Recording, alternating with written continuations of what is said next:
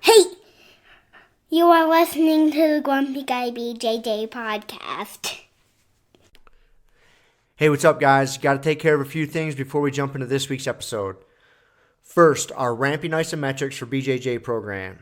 It is a 12-week program, all laid out for you. It's going to help you build strength and cardio in the fastest, safest, and most convenient way possible. This is how James and I have been training for the past year, and we love it. So we put this program together so you can just follow along, and we are certain you will see and feel the benefits that we do. It's only $15. Just go to grumpyguybjj.com, click the drop-down menu in the upper right-hand corner, and you'll find it. Next, R3. This is our K2 D3 supplement. It is a combination of those two vitamins, D3 and K2. These are two vitamins that James and I have been taking for a long time that really help us recover from hard training sessions. And for only $15 with free shipping, you get a whole month's supply. I was going to pull up some studies explaining the benefits of D3 and K2, but I'm not going to insult your intelligence and pretend to be a fucking scientist. I take it. It helps me recover. That's it. So for $15, check it out.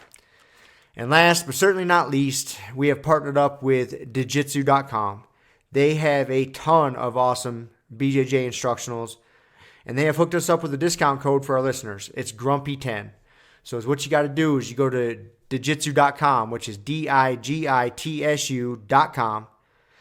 Find the instructionals you want, throw them in a shopping cart. In the little discount code box, you type in Grumpy10, which is just GRUMPY and the number 10. 10. That's it. No spaces. Boom. You get 10% off. You're up and running. They got a nice app you can download on your phone. That way you can take your instructionals right to the gym with you, watch the technique, drill it. It's a pretty sweet setup. So once again, DIGITSU.com. Discount code Grumpy10, GRUMPY10. Simple as that. To find all this stuff I just got done talking about, go to our website, grumpyguybjj.com. Click the drop-down menu in the upper right-hand corner. There, you'll subscribe to our newsletter for podcast updates. You'll find links for the Ramping Isos program, the R3 Recovery Supplement, and then under the Programs and Products tab, you'll find a link to Jiu-Jitsu.com. And let's be honest, if you guys can't figure out how to navigate a website by now, there's nothing I can do to help you. So quit fucking around, check it out, train hard, and let's get into this week's episode. And boom. Boom. We are back. We're back, man. The backup's a key thing. I'm glad we're... I heard your main recording failed you last week, huh? Yeah, last week the fucking online voice recorder so you failed hooked me. Your laptop? You had the microphone hooked up to your laptop and that... Yep. Well, it worked. Remember we used it that one time as a backup when I first got the mic to try it? And so it worked fine. And then, but yeah, for some reason, it only recorded like half of the episode. So, but because I'm a veteran of the game, I had found actually had Keela download some recording software on her phone. Nice. So yeah, that's what we ended up publishing was that. That's valuable. Oh my God, dude. Yeah. That's why I'm a little nervous today because, well, my iPad's not new. We record on that. But Apple put out a new software update this past week or so. Yeah. And so it's a little different interface. Hopefully, I hate when they do that shit. And so hopefully it doesn't fucking lock up. And then I got a new phone today, and we used the phone for the backup. Yeah. And so I got kind of two new things. Two new things. I got the new software on the iPad. And then one and then the new phone on this side. That seems to be fun. Yeah, you guys. It might not be a bad idea to turn yours on. I'll turn mine on too, just for fun. We'll see how many recordings we can get going. That's right. With zero visual shit. So, where are we at? Here we go. Boom. All right. So and now we're recording on this too. Triple recording. But yeah, man, that's like I told you. I had a podcast interview that I did with somebody a couple weeks ago. The sleep guy, yeah, and it was Skype. I was using the Skype recording software and got done, and it hadn't recorded the whole thing. And so luckily I had remembered and hit record on the editing software that I have on the computer.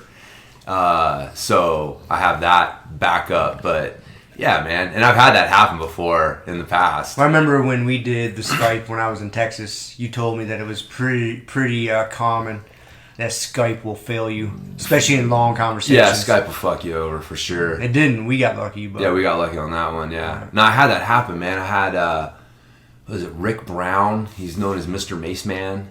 He's, like, one of these fucking mace dudes online.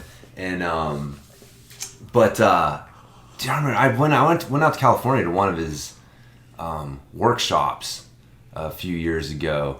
But anyways, I'd gotten him on my podcast and had like a fucking hour plus long conversation with him, and then got done and went and the recording didn't fucking take. Ugh. And it was just like, oh, that sucks, man. Like having to tell someone that, like, dude, I just took an hour plus of your time and it was a waste. Mm-hmm. So yeah. Yeah, it's a shitty feeling. Someone who does you a favor, and it's not just like if me and you fail, like, yeah, it is what it is. We'd sit around and talk for an hour anyways. But yeah. When you got somebody that you're not that familiar with and they're doing you a favor, taking the time out, yeah, that sucks, man. It's not very professional either. It's not very professional, but that was several years ago. So well, it's a good thing here at Grumpy Guy we don't really try to be very professional. Yeah, we are with 3 recordings going. It's a facade. So it's all just this image. It's the 80-20, man. What's the 20% that makes a podcast successful? Actually getting a recording on air. Yep. So that's what we get done. The Pareto principle. The other 80%, man, we're not fucking too worried about. Just getting on air is big challenge. Yeah, exactly. The content is suspect. Okay. Did you have any plans what we're going to talk about today? Speaking of content. I did, man. Did you? I did. I had a couple things. I had another good Europe story for you at some point. Oh, that's right. You're starting this story time with James and Rob. I got a little story time. And I have a very recent story time with Rob that I'll have to share today. Yeah. It was a little disturbing. I'm a little hesitant to share it, but I think our listeners need to know. Well, let's just get dark right off the bat. You want to get right into it? Yeah, man. We got no other schedule. Why don't you talk for a minute? I got to think of how to preface this. I need to figure out how to lead off with it. So I'm going to half listen to you and half fucking calculate in the background here. What else do I got? I want to talk about drilling again. I watched Kit Dale's video, Art of Learning or whatever that he has out. Have you seen that? Yeah, he put it out quite a while ago. Quite a while ago. Did you ever watch it? I never watched it. I'm aware of it, but I never watched it. Yeah. But after watching it, I think I understand better what he means with the, like, drilling is a waste of time. And I'm like 100% on board, like, with it. And it's, so anyways, I like to talk about it because his whole thing is like muscle memory is bullshit. Okay. Like, drilling to get muscle memory is the wrong way to go about it. Okay, so expound on this. I'm curious. Oh. Get right into it. Okay. Let's go. So, anyways, my BJJ box, once again, sends me, it's like the jiu-jitsu gods know what I need, and it shows up in this box every once in a while. And so, one of the things this month was a download of his Art of Learning, volume 1 and 2. Like I said, it's several years old. So, but his deal was, he's sitting there and he's like, drilling is bullshit. And we've talked about this before, and it's like, okay, the way most people drill is bullshit because they're not focusing on what they're doing. And so they're not really refining it and really, like, using each rep as a chance to hone it down and get better and better and better and really, like, perfect the technique. You're just going through the motions, and that's a waste of time. And so, but his thing, what he talked about was like, no, like, muscle memory is a waste of time. If you're trying to drill to get muscle memory, you're doing it wrong.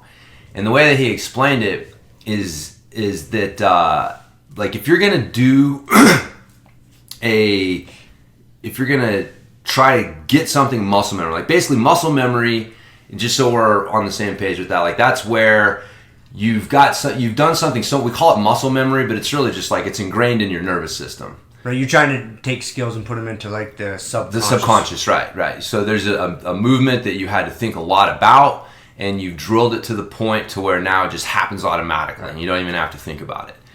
And so what he was saying is that on the conservative side, it's going to take you like 3,000 to 5,000 reps to develop muscle memory. Right? Like, how many reps is it going to take for you to develop muscle memory? No, I have no idea. I mean, you know, you've heard like lots, right? You've heard like the 10,000 hour rule. So, you know, some people say that, and even that's like a misnomer. But, you know, he was saying, and again, this is where I start quoting people who are quoting people. Right. So he's saying that like it takes 3,000 to 5,000 reps for you to develop muscle memory with something. So, you know, 5,000 reps. And then he was saying what was even more interesting is that if you want to deviate from that, it takes 13,000 reps to change your muscle memory. So you better fucking make sure that those 5,000 reps that you did were the right way to do it. Because if you have to change your muscle memory, it's going to take you twice as long to change it as it did to develop it. Okay. Right? And so it's harder to break habits. It's harder to break habits that way than it is to develop new habits. Right. It's hard. Yep. Yeah. Okay. And so, and then he was like, you know, just do the math. He's like, you know, again, like I didn't check his math, but he was saying like, you know, you look at jiu-jitsu, he's like, you know, there's 25 different positions that you can be in. And each position, there's 15 different like sub positions, variables. Of it. And within each one of those, you're going to have 100 techniques, give or take. Right? He's like, do the fucking math. Like, you're never going to drill your way through muscle memory. That many techniques. You have enough years in your life. You don't have enough years in your life. Like, you know, maybe if you are a professional and you have you train 3 times a day, it's like, so here's what happens. Like, you know, you end up doing this and you become like a specialist. You have certain moves that you do really, really, really well because you've drilled them to muscle memory. And if you can get to that thing and force your way into that position in that funnel, like, you do pretty good.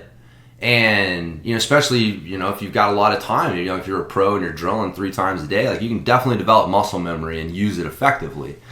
But he was saying that it's not the most efficient way to do it. So the way that he was explaining it is it's more about, like, he calls it declarative memory, and it's more like it's principle-based stuff, right? So instead of trying to drill a sweep, you're giving people the basic idea of like, okay, you have to control a post.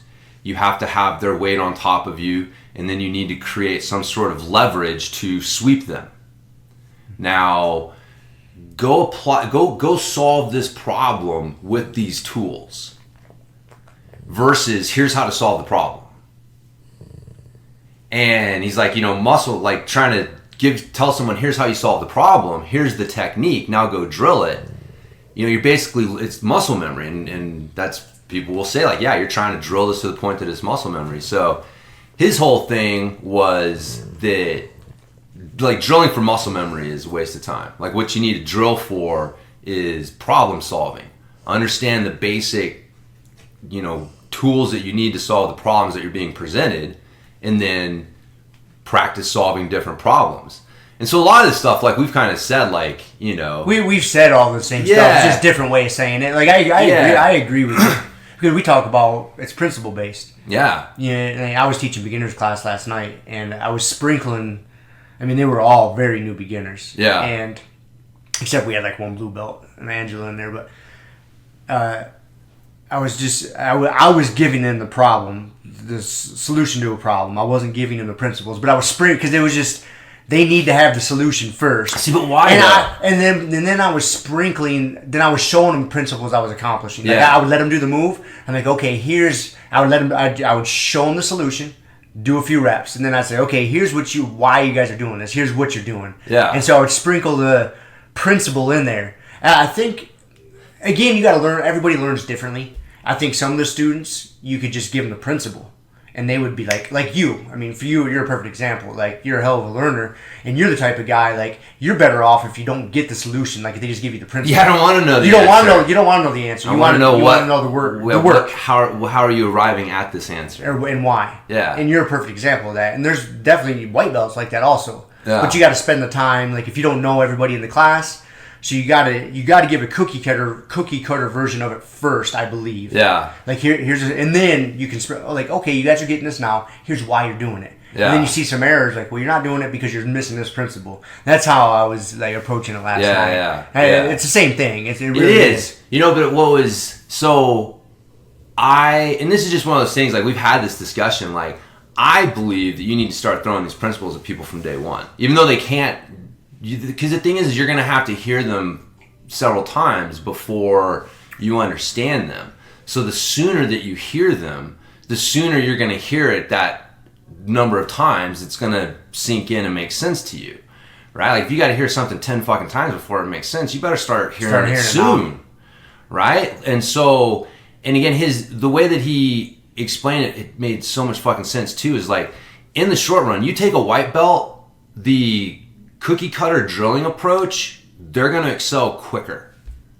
For sure, you take someone and you give them that approach versus someone that you're giving principles and trying to help them figure out how to solve the problems without giving them the answers themselves. After 6 months, the guy who's been drilling and getting the answers to the problems, he's going to be further along. But he'll be a more right, and that's how he explained the curve. He's like, the drilling approach, you accelerate pretty quickly, but then you plateau out. Mm-hmm. And then your progress is slower. The principle-based approach, you start out slower, but then once the shit kicks in, it's just like, and it takes off. I can see that.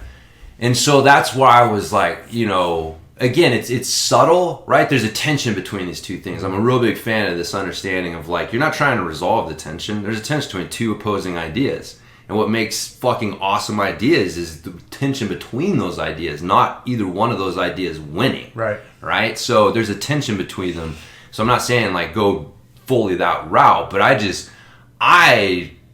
after hearing him and just kind of based on some of my own instinct and some of my own stuff, like, I really do think that, like, beginners need those principles more than they need specific answers to the questions.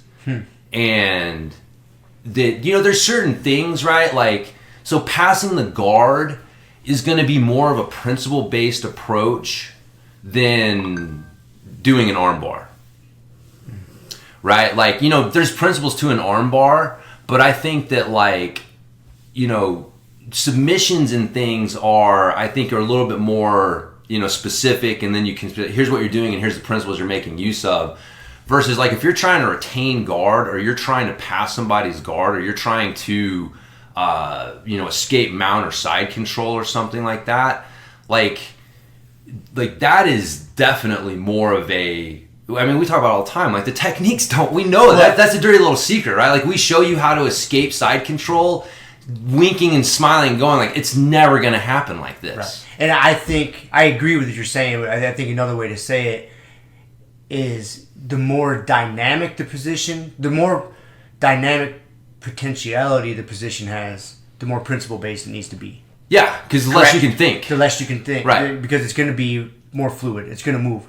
When you have someone stuck in your closed guard, it's not necessarily, you can really isolate, and it's not very dynamic. Yeah, you can. When you're passing somebody's guard, or someone's passing your guard, there's a lot of moving pieces there. Yeah. A lot of open space. You don't have a lot of control. The more control you have over the situation, does that make sense? Do you see what I'm saying? Yeah. I still, the more, if you can reduce the variables, right? Then then you can stretch that out too. We can really get it down this rabbit hole. Because as I'm saying that, I'm thinking, well, to reduce the variables, you got to apply a lot of principles. You know what I mean? So you can just like it gets a little. Well, it's all principles. It's all principles. Yeah, and I think that needs to be the message, like, all the time. Is like, you know, it's like I'd coined that little fucking, you know, saying that like, the technique is not jiu-jitsu. It is the window into the principles that are jiu-jitsu. You guys need to be paying attention to the principles. But if we're teaching you the technique, but telling you, hey, the principles are important, but here's the technique, you know, but principles, technique. It's a confusing message. Right. It's like, what are you going to think? If you're a white belt, what are you going to think is most important? I remember, like, Ian King had that point with a gym. You walk into a gym and you see, like, one small little corner set up for the warm-up, and the rest of the gym is for working out. What's the message? How important is the warm-up? Little, right? So you say it's important, but there's an underlying message being given as well, based on the volume of the message. And so, but it was interesting because the other night I went in and I was like, I'd seen this and I was teaching beginners class on Wednesday. So I was like, all right, how can I apply this? And so I was teaching the knee cup pass, but I wasn't teaching the knee cup pass. I was teaching, here's the principles of passing the guard from this position, right? And so and I liked his whole thing is like, you need to be able to boil it down to 3 things. If you can't boil it down to 3 things, you don't really understand it, and you're not going to be able to use it in a live situation. When you're thinking fast. It's 3 things. What are the 3 principles? Pimenta, fucking base, posture, angles, right? It's interesting. Pimenta kind of does that same thing, boils everything down to 3 fucking steps, and then we just how do you do this to do this? We apply these 3 things. How do you apply those steps to this? Exactly. Oh, De La Hiva. Oh, yeah. So,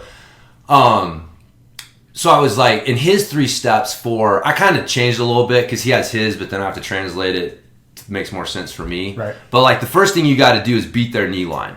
I got to get my knee past your knee. Right? If I'm going to pass your guard, until I get one of my knees past your knee, I am not passing your guard. You're behind the curve still. I mean, would you agree with that? I agree. So until I get one of my knees, or preferably both my knees, around your knees, then you're not threatened by a pass. Mm-hmm. And so once I get my knees past, now you're threatened by the pass, and now I have the opportunity to pass. And his thing is the first thing you want to do is secure upper body control. Don't worry about passing their legs. You have to have control of their upper body. And once you get control of their upper body, passing the legs is easy. And them trying to defend you passing is going to open up their upper body. You get the knee pass and they start reaching up and trying to, defend the knee slide pass. There's fucking all this space. There's underhooks everywhere. So get those underhooks. And then once you get some sort of upper body control, now you can pass the legs. Don't worry about passing the legs until you have the upper body control. And don't worry about that until you've got one of your fucking knees past their knees. That's job number 1. And so that's how I was explaining the knee slide pass. And it's like, okay, boom, the traditional way, you're going to get an underhook and a sleeve control, but I'm getting upper body control. And now, once I have that, I can pass the legs. I slide through. It's like, okay, they present a problem, right? They won't let me get the underhook, right? What's another solution that I can use to this problem? And I give them an example, right? And I say, you can grab the fucking gi right here in front of their shoulder and pin it. But you guys see, same thing. You're accomplishing the same task. I am just controlling the upper body. Now I can pass, right? And so the next thing is what if they get real tight in a little ball and I can't get their bottom arm and I can't get their top arm? Well, I'm going to change the game, right? This is not working. They've won this. So I'm going to pick them up, take them to the center, and start trying to shove their legs the other way. Now, guess what they're going to do? They got to react. Now, when they react, I'm looking for it. That's my fucking trigger. As soon as I see them react, I dive in, I get what I want, I come back the other way, and I pass. Right? Mm-hmm. And if they don't react, I pass this way. But I know. I'm it's fucking, Pimenta, right? I put you in a situation, you have 1 of 2 choices. I know what both choices are, and neither one is good for you, my friend. Yep. So, and it was interesting, watching them do that. And then we did our live, we did our specific training, and again, it was interesting, because then I could come back and say, look, some of you guys are doing really good, but some of you guys were, not getting upper body control. You would try a little bit, and then you would just trying to jam that knee through, right? And it's but being able to go back and tell them, look, I consistently saw this mistake, and it wasn't a technique, it was a principle. You guys have to secure upper body control before you can finish the pass, right? And now you're going to have to hear that fucking 10 times before it sinks in, but if we're not telling you that now, right, we're just showing you, here's the 3 techniques. Now go practice those techniques without really putting the principles first, right? It's just what's first, what's most important. And so I'm still talking about techniques, but I am presenting them in this principle-based approach versus presenting techniques and then trying to explain them in a principle-based context. So I think that it's a subtle difference. It is a subtle difference. the only argument I agree and I disagree. Just kind of like we were talking about before we recorded today. I think everybody learns differently, and I think you really have. I think the principle-based approach is king. But it's the only path to true knowledge. But you have to be, because when people are learning things, we've talked about they have to have that period of unfreedom. And so you got to give them someplace to start. You got to give them someplace to start. Like, okay, this is the move. No, I know. But like, if you show them and you never even touch on the principles, you're failing. You're failing them. If you show them and you tell them 10%, you spend 10% of your time. Is that enough time? Right. That's what I think the discussion is how much time are you spending explaining this in a principles-based context versus a technique-based context? Yep. And I like that. And that's... I think for beginners it should be 50-50. At least, if not more. Right. But that's not how it's not normal. Usually done. It's usually like just do the move. 80-20 maybe, 90-10. And so and for me I think it needs to be 50-50, maybe 60-40 principles of techniques. And then again depending on the student. Yeah, because that's how I approach it without I've never thought about putting it into words so much, but that's really how when I'm showing techniques to beginners, I give it to them and then I watch. And then I see, okay, they're basically understanding the mechanics of it, but now let's give them why they're doing it. Okay, you have step 1, 2, 3, and 4. You've clearly memorized it. It's a different, okay, so I guess another good analogy is the way they fucking teach kids in school. Exactly what to think instead of how to think. They just teach you memorization in school. Rote memorization. That's what muscle memory is. That's literally rote memorization. Okay, just go memorize the 50 states and capitals. Go memorize the 5 steps to an armbar. Yeah, go memorize. Or the 5 steps to this pass. You memorize it long enough to pass the test, and then the knowledge just goes. You don't really learn it. That's how I got. Or it's there, but it's only good in that exact context. Correct. When someone asks you that exact question, you have that exact answer. Right. But if you change the context of the question, the information is practically meaningless because you have no... You don't have a good working knowledge. Yeah, you don't know how to apply it to other situations. Right. And so I guess that's what, I just see in my own journey. And I mean, we've been talking about it for years, my obsession with what is the problem. I'm not seeing the problem correctly. Every problem I run into in jiu-jitsu is because I don't understand the problem. And I think so I don't know what I'm trying to solve. Mm-hmm. And then that's where, I get frustrated and whatever. But I feel that for myself, as these principles have become more center and the techniques are more just kind of whatever, shit just happens. It's so much more fun because it's like a dynamic problem solving game. Yeah, you're not just going from move 1 to move 2 to 3. No. You're I'm solving this problem. It's not a contest of who can memorize the most shit. Memorize the most shit, right? Spit it out the fastest. Exactly. It's just free flowing, just fun problem, just continual problem solving thing. And you, and that's too where you start to oh, I know how this problem goes. So you can start solving a problem you're going to run into 2 steps before you're solving the problem. You're setting the grips before you even start getting your knee past their knee because you see it ahead of time. He's probably going to ask me this question. I'm going to answer it before he even asks me. I'm going to have to answer this problem, right? So I answered ahead of time. So if I answer before he's even thinking about it. But you can go too far that way too. Yeah. You can answer shit to, trying to be smart and answer things ahead of time. Ends up kind of creating problems for you. If you do it too far ahead of time, if you try to get I think I'm going to do this. And then you learn. You're fuck. And you go back, Oh, he gave me a different problem. Or I went too far and I got too far ahead in the solution. Yeah. And then all of a sudden I was solving the wrong thing. Yeah. So. No, I think that's really valuable for people to hear. And it'll help them learn. It's even with drilling, I was doing this with Corey last week. Mauler? Yeah, the Mauler was just, all right, man, get me in an open guard. cool. That's where you're going to be? All right. Now, and you know, he's not like trying to sweep me or anything, but like, so I just use like the principles. How would I get out of this position using the Pimenta principles of base, posture, and angles? And that was my drilling for 5 minutes. So it wasn't, I'm going to drill this De La Riva escape.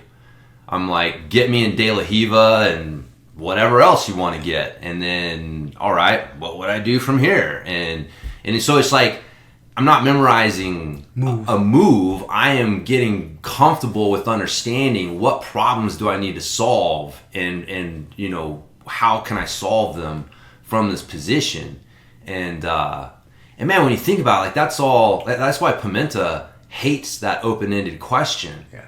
Because it's like, I need to see the problem that you have, because then I can tell you a solution to that problem. But you just asking for like, what's wrong with my jiu-jitsu? It's like, well, that's what's wrong with your jiu-jitsu right there. I mean, that was, you know, because I've done probably half a dozen privates with him now, and they've all had varying degrees of success, because I haven't, learning how he coaches and how to relate and, you know, talk to him. He's been, you know, there's a process there. And but this last one that you and I had together, that was the best one.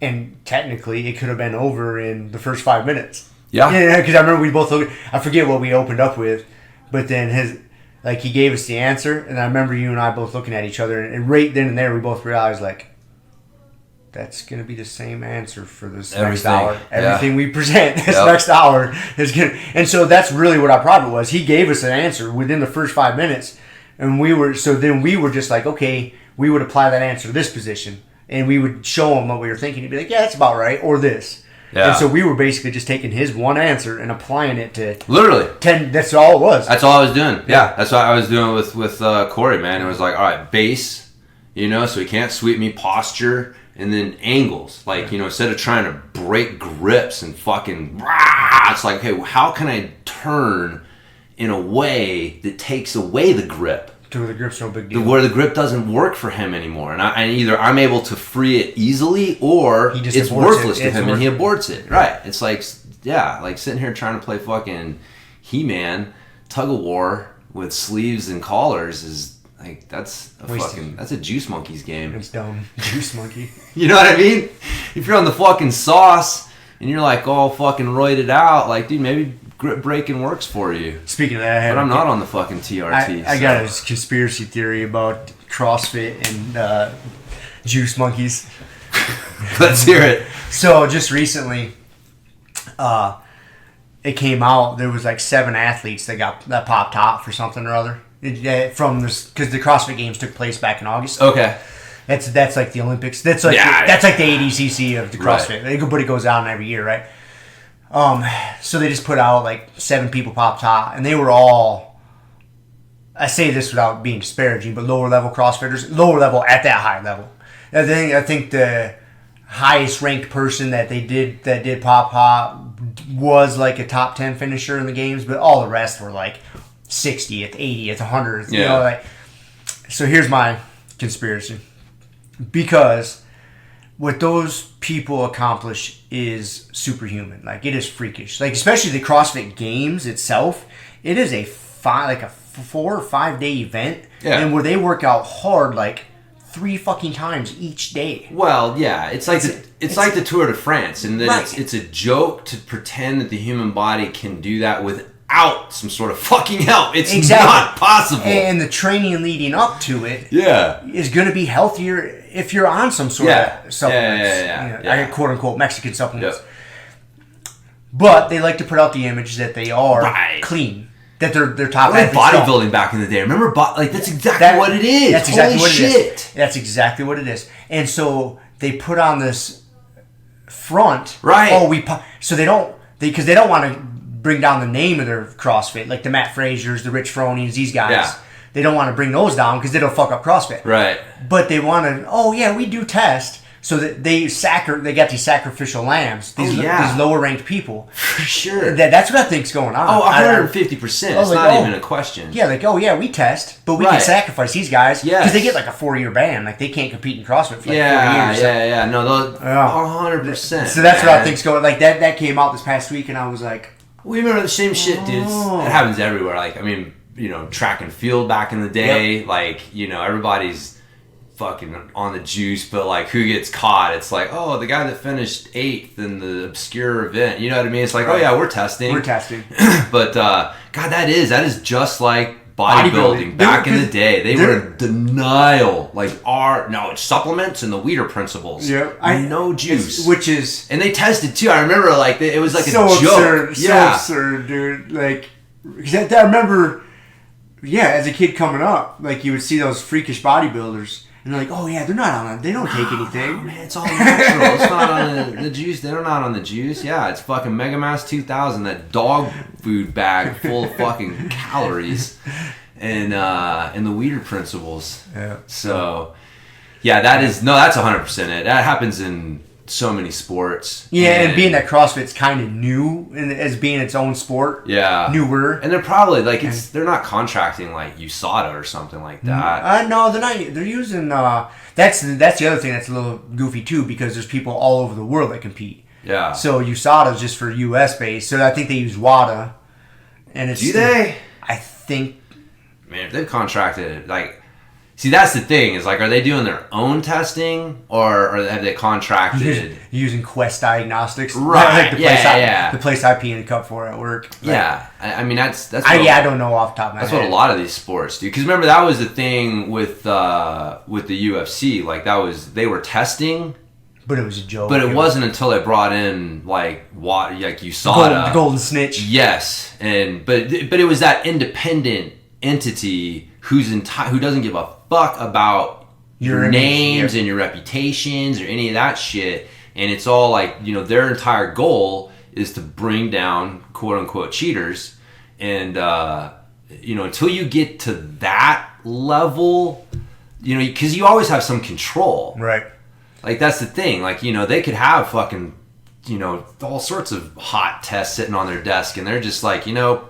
Well, that's one of the things too, is they have it written somewhere, and like when you sign on the athlete agreement line, like they have full control over what test results they release to the public and what test results they don't. Yep. Yeah, and it's even stated somewhere. And if they're not testing you year round, right? If they're just testing you at the event, that's an IQ test. Right. That's not a fucking drug test. Yeah, if they're not doing random tests throughout the season and year, like it's worthless. Like if you're pissing hot at the games. You were gambling. Yeah, you fucked up. You were gambling. Yeah. You were gambling, you got caught. Yeah, your drug guy fucked you up, man. Yeah. You need to go back and tell whoever it was he fucked you over. Mm-hmm. So, yeah, no, that's totally what happens. You get these sports where everyone knows somebody's on the juice, but they got to test, because if they don't, then it's tough to deliver this message of health and fitness. Right. And which I just don't understand. It's like sport's not about health and fitness. No. Well, as soon as you take an activity, and we've said it a million times on here, and you go from hobby being fun to the competitive realm, yes, the health benefits diminish drastically. Yes. Once we all accept that as a society, then no one's going to care. Like, oh yeah, right. They're not being health. They're not out there doing this for the health. They're out there doing this to win at a game. Yep. So they're going to do everything they can. They're going to sacrifice their bodies. And that's fine. And do fucking drugs. It's do drugs. That's fine. Have at it, man. Yeah. Like I don't disparage it, but like it's the image that they say, oh yeah, people don't dope. And like, come on now. I know. Yeah. But I think people are slowly starting to realize that competitive sports aren't healthy. Once you take anything to an extreme or competitive, like the health benefits are just. Yeah, I don't know. Our society's a long way from admitting that. I don't know, man. There is a lot of idiots. Yeah, there's a lot of idiots out there. They just don't get it because they've never done it. Yeah, that's true. And you got so many people who are legislating shit who've never competed in done it. Yeah, and it's like, yeah, how do you? It's not the same thing. Like the children, like, dude, the fucking. If your kids are taking steroids because Mark McGuire takes steroids, like. Where did you fuck up, homie? I think you need to do some better parenting how the skills. Fuck does Mark McGuire have more influence over your kids than you do? Right. Like, that is not Mark McGuire's fucking fault, right? Like, you failed somewhere. Yeah, you fucked up, man. But again, people don't want to look in the mirror, and it's like little Johnny. Yeah, exactly. It's like little Johnny's fucked up because of Barry Bonds hitting 73 home runs. Get the fuck out of here. Like, if you can't tell it's just like alcohol, right? Like, you can tell your kid, look, here's a substance. You can't do it. It is for certain people, like 21 and older. Like, you can drink. For adults, drinking's fine. It's not good for you. It's like, this is a professional athlete. Just like alcohol, just like we allow him to put alcohol, a fucking poison, in his body because he's 21, and we fucking explain this to everyone. No one, and it's like he puts other shit in his body too that like not good for you at this moment in time. So when you're 21, we'll have the discussion. Like, I think that's the thing too that's missing is like if you tell kids, look, it's not like if you give them a like, you know, I will do this with you. Like, we will discuss this when the time comes. Like, that's different than just coming up to a kid and being like, don't do steroids. Right, just blanket statement. Just right. And it's like, no, explain to him, look, this is why it's not good for you to do right now. You're really going to actually set your long-term career back if you use them right now. You know, there's a right way to do them when you're, you know, if you do decide to do them. Yeah, at a certain age is the best time to start doing them. And you know, so let's have that discussion then. Like, if you wait till then, we will discuss it then. Right? And it's like, that's a completely different thing. Like telling your kid, like, look, man, I'll take you out on your 21st birthday and get you blitzed. Right? Like, just fucking keep her under control till then, which is not really realistic in this day and age. I still think like 21 to drink is insane. Like, it's stupid. Like, you don't need to be doing it at 16, right? But it's like fucking 20. Where did 21 come from? That's so arbitrary. That's exactly what I was just gonna say. It's such an arbitrary number. Like, why is that all of a sudden? We can draft you and force you to go get shot. But you can't have a drink. Like, that is fucking mind-bending to me. But at 16, we'll give you the license to get behind a metal death machine when you still are, your brain can barely fucking pay attention to anything. Like, it seems backwards to me. Like, it seems like 21 is when you should be able to drive. Yeah, dude, it'd be safer. Dude, kids are fucking nuts. Crazy. Yeah. We were all dumb kids. You know? I did stupid shit for sure, but I can't even... Dude, you put a dumb kid, and now we've got this weird entitlement culture, right? Where it's like, I mean, it's really weird, man, how nothing's your fault today. Like, if you're a kid coming up today, you don't think anything is your fault. If anything that happens is someone else's fault. I mean, just the simple act of walking down the street, you don't have to fucking pay attention. You can just walk out into the street without even looking up, because the culture today has gotten so far to the extreme of like, it's on everyone else to look out for you, right? Like, we need to take care of you. You need to be taken care of. And so you have this culture of like, you know, you need to be looking out for me. I don't need to be looking out for you. And you add in fucking phones and shit, and they're checking their social media, and they're idiots to begin with because they're fucking 16-year-old kids. Man, it is a crazy combination. So, yeah. I had to just like zen out several times. Speaking of zenning out, like, I had a complete hard shift here in topic, but so I had like the family wedding and stuff there last weekend. Yeah, that's why you recorded with the Happy allegedly. Gals. The alleged family. And you'd be proud of me, man. I did drink a beer or two. Yes, hanging out with the family last weekend. I love my niece, and what do you call her husband? Is she like my nephew-in-law? Or, you know, my niece's husband. There you go. Okay. But his family is way different than us. They're ranchers. They're cowboy hats, boots, riding horses, fucking doing whatever cowboys do. They operate in a different world. Completely nice people. Yeah. Could be nicer people, but it is shit. It's just different. And so Friday we get out there for like the rehearsal. I'm using air quotes for everybody listening. The rehearsal dinner. Dude, there was zero organization, zero planning, like, and that's even how the wedding went down on Saturday. Like, and me and my brother and like my dad and stuff, we don't operate that. Like we get shit done. Okay, what's the plan? We need a goal. We're here for rehearsal. Are we rehearsing? Are we going here to decorate? Like, boom, boom, boom, boom. There was none of that. Like, we get there, and it was their day as their event. Yeah. If that's how they want to operate, that's good. And that's what led me to, like, because we were getting a little bit worked up. Like, me and my brother and stuff were like, this is so, what are we doing here? This is so maddening. And then so we both had to, like, reframe, like, all right, if this turns out to be a shit show, who cares? It's not our wedding. Right. Right? Check. Okay. We're hanging out with each other. That's awesome. Cool. Check. Why are we getting so mad? Let's go drink a fucking beer. There you go. And that's what we. And so we had to run it. I had to run myself through that mindset on Friday night, and then then we get there on Saturday. It's kind of the same thing. And I was like, I was about to get angry or something. I was like, oh, they got a keg full of dirty hippie over there.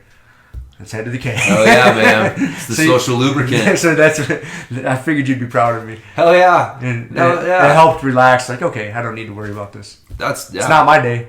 Like, if that's how they want to operate it, let them operate it, man. Why am I stressed about it? And it turned out good. They were happy. They're a married couple now, so exactly, yeah. Fucking let them have at it, man. I know that is sometimes the best thing. Yeah, because you get this idea in your head on how things should operate, but not everybody thinks that way. Yeah. And if they don't want to operate that way, that's fine. Yeah. Like, why am I getting worked up about it? Yeah. You know? Man, something else I had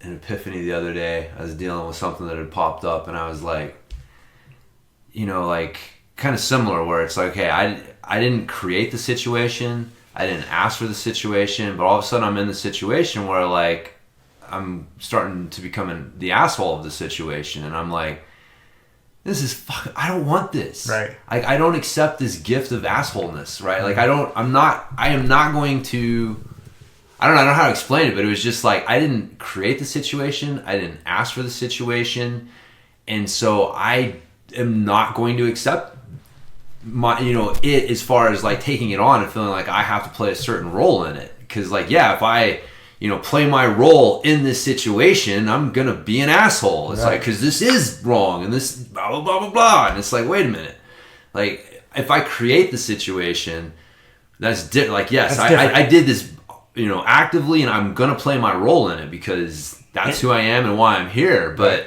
I don't want to play this role, so I'm gonna play a different role. And you're like, I'm gonna play a fucking completely different. I'm gonna drink a beer, and give zero fucks about the outcome. Yeah, because it has no bearing on me. Exactly. Whether it ends badly, good, whatever. Like, create it. Nope. No reason for you to play that fucking role. No reason for me to get fired up and agitate anybody else, agitate myself. There was zero reason for it. Yeah. I was like, oh, okay. Yep. So once I put myself in the right Zen headspace, it's like, oh, I'm good. Yeah. Right. It was funny. And then once, like, you're out of that role and people are treating you different because they're not expecting you to be playing that role, or they're like, oh, he's not accepting this role. It's like, okay. It's a different thing. So, yeah, it's funny how you can change. It is just reality. Perception. You just you change your perception of it. It completely changes the reality of it. Yeah. So, does that lead us to your awkward story yet? Not yet. Okay. Yes. That would be a good segue, but I don't like doing such good segues. I'm going to back up too. So another thing that I found on the interwebs. Remember we talked about a while ago that the Advocare, the business, they were getting in trouble by the FTC, right? The ruling came down. They got the stamp of pyramid scheme. No way. It's official. It actually... They got the fucking stamp. Wow. And so they end up they owe the government or FTC, whatever, $150 million. Ooh. Which is nothing for them. Nothing. But they are designated as a pyramid scheme, and there's going to be not only do they have to pay the government or whatever $150 million. There's a lot of people that got signed up that feel they got duped. Lawsuits coming, man. That's going to open up the lawsuit gate. That's what that is doing. Yeah. So there's going to be a lot of people suing the shit out of them. I found that because we weren't sure what, when that news got announced there a few months back, like, oh, how's this going to go? But nope, it's done deal. Like, they got designated as a pyramid scheme, and people are going to be getting their money back. I wonder why Advocare was like the first one. Because you got like Herbalife, and you've got like, dude, so many. Is Amway still around? Yeah, Amway's still around. I mean, There's a ton of them out there. There's a ton of them out there, man. Yeah. But especially in the supplement world. Right. Like, I mean, it's ridiculous how many, and it is, there's always some sort of juices or vitamins. Yeah, some little supplement or vitamin, and it's all the same. You see a very small number of people who got in early and had, the right network connections, and they're making a shit ton of money, and the company's pointing at them saying this could be you too. Yep. When it's like they know fucking full well that the odds of that are 1 out of a million next people to are nothing. Be able to do that, right? Yeah, and it's like it's not. Yeah, it's a maddening thing, because like you can, if people were to take that time, energy, and effort and invest it in something like truly productive for themselves, then like they could do something. Like it takes time and energy and effort to try to build your team on one of these takes a lot. Things. Yeah, you're recruiting people, setting up meetings, going Dude, we've both seen people who are living the quote unquote, the lifestyle, and it's like, dude, they're not just sitting back doing nothing. No, they're busy as fuck. Yeah. It takes a lot of time to maintain a lifestyle image of doing nothing. So yeah, man, it's not. But man, you could take that same thing and like invest it in online courses. Like you take the same amount of money that you put into trying to build your fucking team in Herbalife or Advocare or whatever, and you put that into some sort of like online education or whatever. Just it's like, fuck, dude, you can do something with yourself. That's the thing that pisses me off, man. These people, it's wasting human potential, and it's just taking advantage of people's people like they prey on people like, oh, this guy does want to succeed at something. He wants to be good at something. He wants to make some money. He wants to break free of this fucking cycle of bullshit, right? But they're just putting him into another cycle of bullshit. Yeah. And then it's always your fault if it's not working out. It's because, well, you're not doing the things that you need to do. Did you make your 15 phone calls today? Right. Did you harass the fuck out of everyone that you know till they stop talking to you? No? Well, you're not doing going. it. Some will, some won't, so what? It's like, get the fuck out of here, dude. Like, those people just piss me off. So, yeah, I thought that was interesting. It is. I'm curious to see if this is the first domino that falls. Because if you can say Advocare is, you can point to a bunch of other ones and say, yeah, I'm wondering why they were the first one, in this recent history to go down. USANA, that's that one out of Salt Lake City that I got sucked into for half a second through. I seem like I've heard that name before. Yeah, USANA. Yeah, they're like a Herbalife, but they're out of Salt Lake. Yeah. So, but same thing, man. Yeah, it's just this big. I went to their convention. It was that coach Ian King, who I've mentioned a few times. I went to he had a workshop or summit or something, and it was in Park City. And so I went to it, and actually JD Penn, BJ Penn's brother, was there. Really? Yeah. At that thing. It was weird. It was like hanging out with him, eating dinner and shit, because it's like jiu-jitsu guys.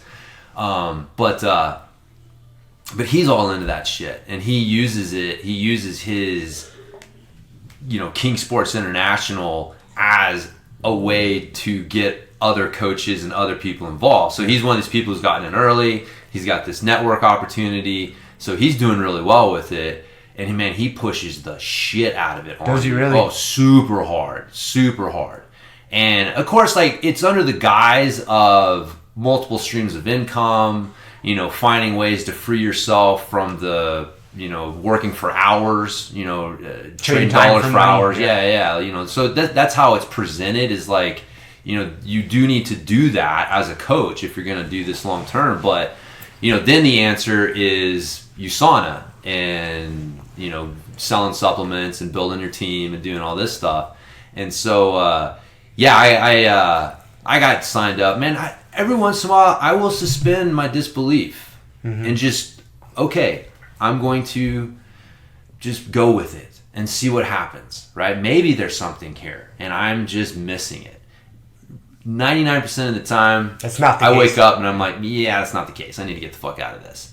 So I was going along with it. I even went to, because the next weekend was their big conference, because they always have this yearly conference. They had fucking Tony Robbins there, and I mean, these big, and you've seen these, like, these fucking things are like massive gatherings, man. They're just giant pep rallies to get everybody there. Like, yeah. I bet, dude. I went to one in Texas for AdvoCare. Did you? Okay, yeah. Years ago. Yeah. So yeah, man. Yeah, they're parading people across the stage. Here's our diamond, gold, platinum club winners, and this could they be got you. these giant fucking checks.